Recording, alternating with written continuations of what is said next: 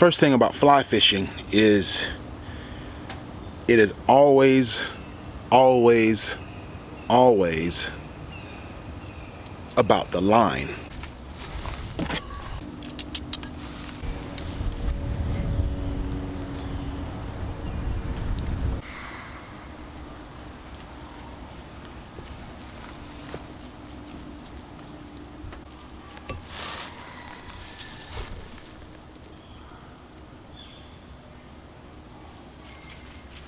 Starts with the fly.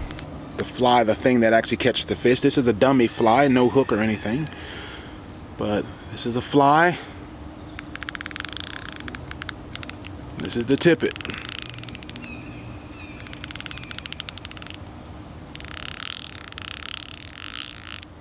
This is the leader.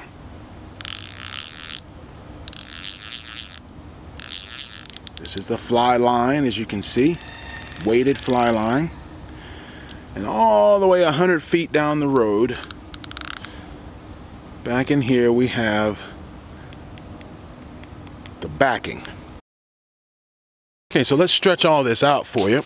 The fly, the lure, or the bait that you use, and yes, you can use live bait with fly fishing, right? As represented by this little piece of yarn that's just double knotted onto the end, that goes to a tippet, like the tip of the line. Right? And I have a dropper loop on this one as a special way to go.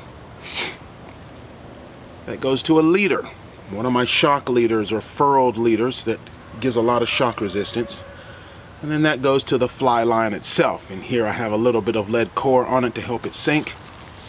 And let me stretch this thing all the way out.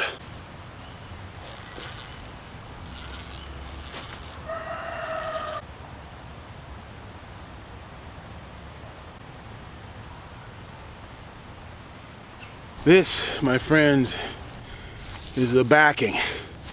The backing is this white Dacron line, or basically braided fishing line. This is 20-pound test, and it is tied and glued to the fly line. For those of you who are used to spinning rods or bait caster rods, I said, why do they have all these different lines, and why does this work, and what's the purpose of it? Well, if you look at your bait casting rods, you guys have a very similar setup, because you usually put monofilament backing onto the rod, then you'll put your braid as your main line, and then you'll have a swivel, and then you'll put a leader onto that, right? It's the same rig, it's just using different materials. Here we have a braid backing, a fly rod as our main line, and then we have a leader slash tippet. This is called weighted fly line. The fly line has tungsten imbued in it. This is what you call a 7-weight fly rod. That's how we go about it. I'm not sure how they've determined these things, but it is a 7-weight fly rod, a 6-7 weight fly reel, 7-weighted full sinking fly line.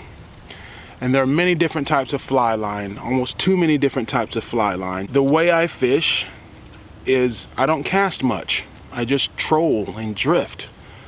The only reason I cast is to quickly get line out. So what's the point in casting other than, so why this method?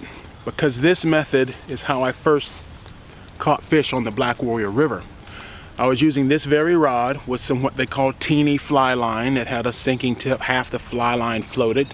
Some fly lines float, some fly lines sink. Some fly line, the back half of it floats and the front 20 or 30 feet sink. All kinds of combinations. Hard for me to cover all that in just a simple overview video. We'll cover that in each segment. And the next segment will be lines, tippets, leaders.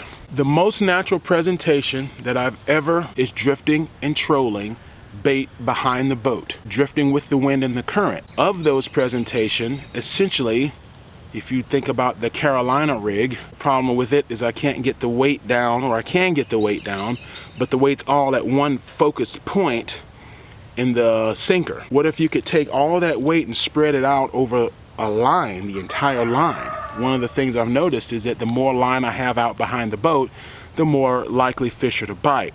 This is something steelhead and salmon fishermen have figured out a long time ago. You catfish, for instance, are not line shy or necessarily boat shy. Well, the fish know something's up there. They know something's displacing water. They can feel the vibrations. But when you have 100 feet of line out behind the boat, right, and it's at the proper height and level, they will fish. Now, I normally rig this rod with a spinning reel, and the first time I had success with this particular setup was probably back in 2007, 2008, and when just after Dad died and I built my first P-row, I built my P-row, I was on the river and I just wasn't catching anything. And then the current and the wind were so strong I just couldn't catch anything. So I just rigged up a paternoster rig, put a piece of bait about 18 inches above the weight and cast it out probably 60, 75 feet toward the bank, probably 20 yards out from the bank, 15 yards out from the bank. And I was just drifting and dragging the bait, caught a fish. I said, what?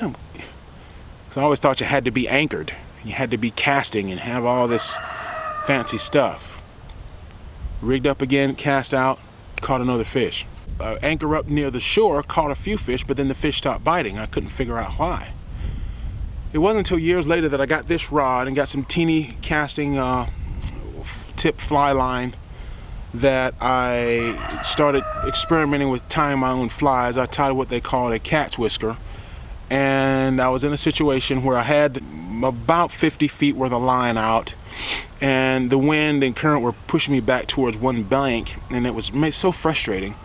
But I had a lot of line out and I didn't feel like hauling it back in, so I just got my little kayak paddle and backed out. Well, lo and behold, the fly line was following behind the boat back out toward the middle of the channel.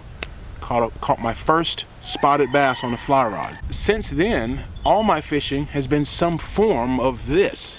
Even my hand lines, the way I drift, lead core line, I have monofilament backing, lead core line as the main line, and then I have either a shock leader or a tippet. It's the same rig, they're just different materials.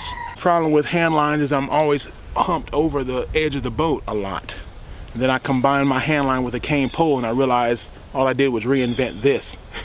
Very natural presentation, and it has all the joy of cane pole fishing with all the technical expertise of casting like you see bait fishermen do, and yet has as much variety.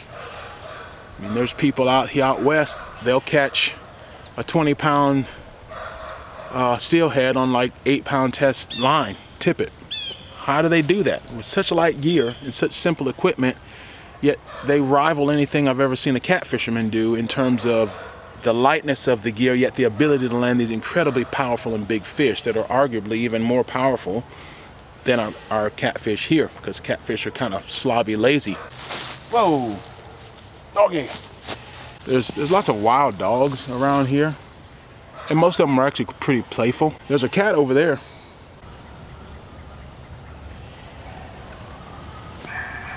Need the telephoto lens.